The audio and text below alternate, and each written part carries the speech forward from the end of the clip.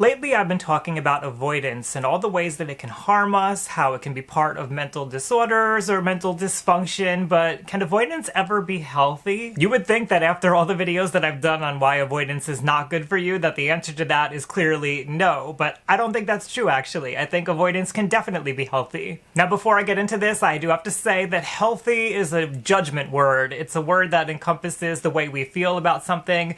I personally am okay with the word healthy. I know some people don't feel so good about it, but I'm making my own judgment here and putting my own personal opinion out there about what I think is healthy. If you look into the literature, I don't think you're going to find that there's like a specific definition of healthy when it comes to avoidance. So this is my opinion. So the first reason why I would say that it's healthy to avoid things is that we have a system in our body specifically for this purpose. We have the fear system, and part of the fear system, you may have heard of fight or flight or freeze, but the flight part is avoidance. It's getting away from things that hurt us, specifically things that are life-threatening.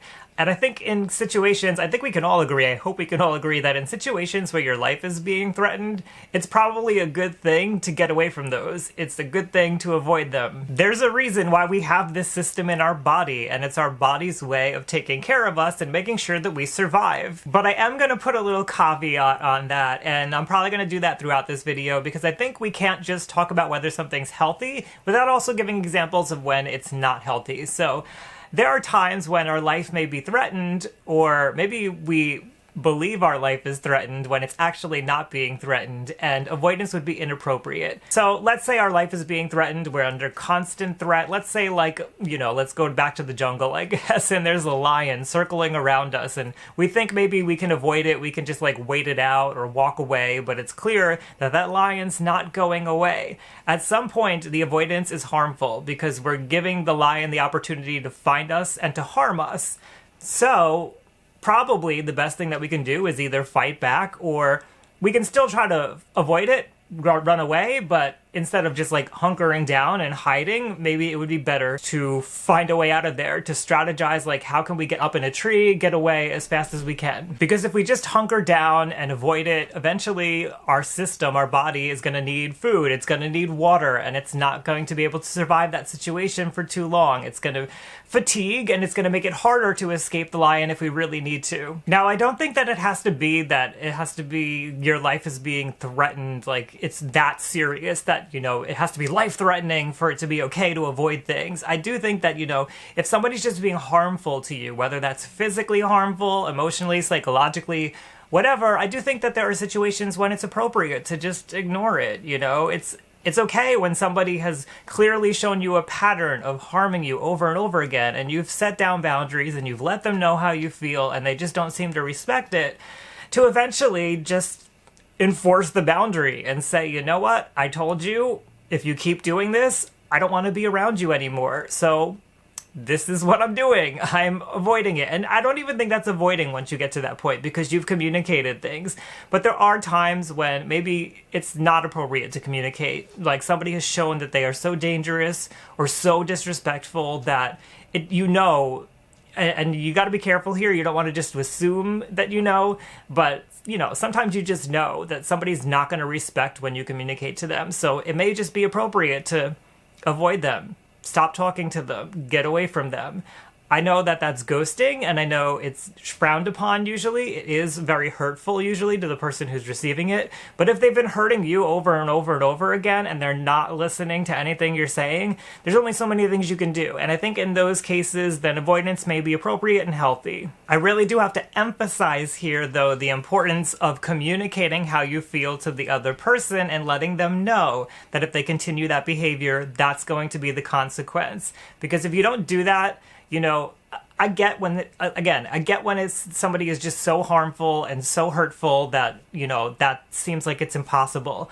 But for some of us who have mental dysfunction, who have trouble with this kind of thing, maybe it's scary to set a boundary. That's not really an excuse to not set a boundary, though. We need to practice. We need to make it so that we're not so scared. Maybe with people who are more accepting. Maybe with people who we know will be able to hear us when we set a boundary and understand. Maybe that's how we get our foot in the door of putting boundaries down. But with other people who are a little bit more strong, have that, like, strong personality that kind of gets intense and gets in your face, you still should probably communicate that it hurts you, that you don't like it, and give them the opportunity to change at least. Because otherwise you are avoiding.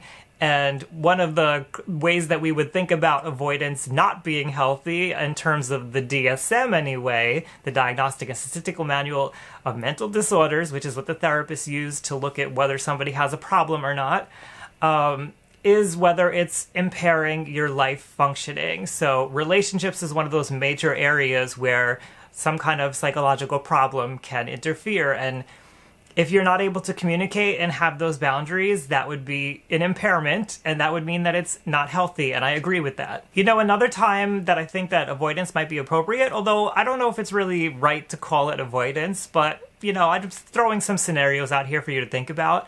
Maybe you're just too busy. Maybe you've just got too much going on in life and somebody's like calling you or messaging you and really like you're doing something right now and it's super important. Maybe you're at work, for example, or maybe you got a deadline and you got something you need to do. It's time sensitive. Then it's probably appropriate to just ignore that person right now, especially if you know from their pattern in the past that it's not like a big deal. Whatever they're messaging you about, whatever they're trying to get your attention for, they can handle it. Like, they'll live, they'll deal. Then I think it's okay and it's appropriate and healthy to avoid somebody in that kind of a situation. We all can only do so much as human beings. We're only one person and we can only handle as much as we can handle. And everybody's level of what they can handle is going to be different. So if you're in a situation where you can't take on something extra, it may be appropriate to avoid it. And again, I don't know if I would even call that avoidance, but I just want to put it out there because I know sometimes it gets confusing and we mix things together, but I think that's okay. What I think is not okay, though, is if you do find yourself in one of those situations and somebody's looking to you for help, or maybe you have a responsibility and you don't get back to them. Now, I have trouble with this because I have a YouTube channel and a lot of people message me, a lot of people send comments, and I'm not so good at getting back to everybody. And part of that is me feeling like I don't have an obligation to get back to everybody because of the way that this is. You know, again, I'm only one person and I'm talking to potentially hundreds or thousands of people, so I can't possibly take that much time out of my day to do it. But in general, for, you know, the average person who has a smaller group of people in their life that they're talking to, it's probably best for you to get back to that person that you ignored for the moment because you were in the middle of something. Otherwise, you might be avoiding it, and I don't think that's so healthy because, again, it's impairing your relationships, your friendships, those kinds of things. I think in general, we can kind of look at it as avoidance is appropriate and healthy when you're listening to what your body is telling you. If your body is telling you that this situation is way too stressful, you're fatigued, you've been working really hard this week, or you're sick, or whatever, I think it's okay and appropriate to avoid things. Of course, you want to communicate as much as you can. You know, if you need to call off from work, call, let them know I'm feeling sick. Now, every situation's different. You may have a boss who's not so understanding.